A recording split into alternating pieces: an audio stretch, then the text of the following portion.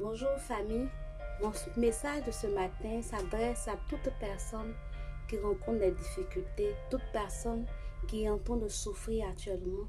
Si ce n'est pas ton cas, je te prie de partager cette vidéo avec une personne qui traverse des difficultés. En ce matin, je veux dire à toi qui est en train de souffrir d'arrêter de souffrir en silence. Arrête de souffrir seul. Dieu a disposé des personnes autour de toi. Ce n'est pas en vain si nous vivons en communauté. C'est pour que nous puissions nous aider les uns les autres. Alors ne reste pas seul, ne garde pas le silence sur ta souffrance, mais partage ta souffrance avec celui qui est à même de pouvoir t'aider. Et je veux aujourd'hui nous exhorter à partir du livre de Ruth. Ruth chapitre 3, le verset 9. Ici nous voyons Ruth, cette jeune femme veuve moabite, qui allait vers Boaz pour demander à ce que celui-ci puisse l'épouser. Vous pouvez lire cela au verset 9. Mais avant de développer, je veux dire que je n'encourage pas ici les jeunes filles à aller vers des frères pour leur demander un mariage.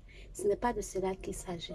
Le cas de Ruth est particulier. Ruth était veuve et elle était étrangère. Elle était dans la misère. Elle n'avait aucune chance de pouvoir avoir un mari. Elle avait le soutien de sa belle-mère qui connaissait Dieu. Elle avait, si on était aujourd'hui, on aurait dit qu'elle avait la révélation que Boaz était son mari. Et elle savait que c'est Boaz qui pouvait la sortir de cette misère-là. Donc, il peut arriver que Dieu dise à une femme d'aller vers un homme dans un cas spécifique.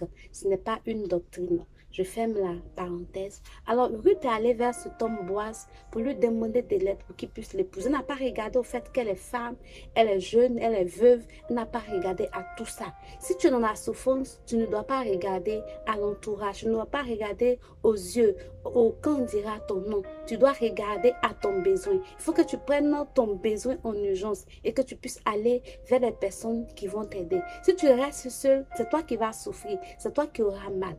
Moi, j'ai un exemple. Il y a quelques années, j'ai présenté un concours, j'ai réussi la première partie. Il me restait 10 000 francs pour boucler la deuxième partie. Je n'avais pas ces 10 000 francs. Je suis allée vers une tante qui m'a donné un rendez-vous. Le jour J, elle a eu son enfant malade. Elle ne m'a pas donné l'argent. Je suis restée là dans mon coin. Pourtant, j'aurais pu insister auprès d'elle. Je serais même partie vers d'autres parents pour dire je veux 10 000 francs. En ce temps, j'étais dans une cour de 10 portes. Si j'avais même, j'étais allée même frapper la porte de chaque voisin pour dire je veux 1000 francs, 1000 francs, 1000 francs. Certainement, j'aurais eu 9 000, j'aurais complété pour passer ce concours-là. Mais je suis restée seule. Je suis restée là dans mon coin. Je suis pas allée vers quelqu'un. Je n'ai pas pu présenter le concours. Et voici la situation. Nous avons l'histoire de Jésus nous parle de cette même histoire dans Luc chapitre 11 du verset 5 au verset 10.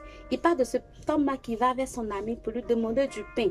Et l'ami refuse sous prétexte qu'il est déjà couché.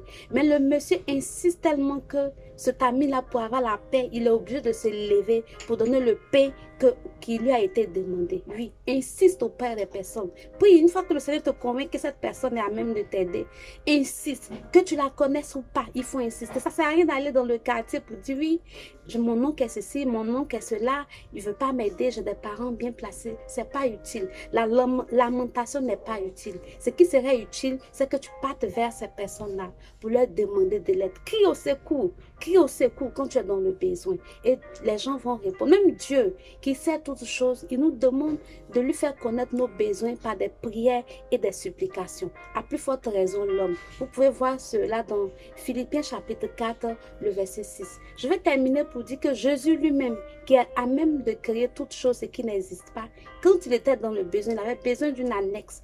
Il a envoyé ses serviteurs aller détacher l'annexe. Il a dit, dites que le maître en a besoin. Donc si Jésus a exprimé ses besoins, toi qui es-tu pour ne pas exprimer ton besoin? Ou même tu n'es pas fatigué de souffrir. Si tu es vraiment fatigué de souffrir, ne te tais plus. Ne reste plus dans ton coin. Sors, va vers les personnes. Et c'est cela que tu vas. Même si tu n'as pas de famille, si tu n'as pas de parents, trouve des inconnus. Dieu va susciter des personnes, va mettre des personnes sur ton chemin. Demande-leur, n'aie pas honte. Supplie s'il faut le supplier pour que tu puisses avoir de l'aide. Il lit encore Luc chapitre 11, le verset 10. Il dit qu'on donne à celui qui demande. Que le Seigneur te bénisse.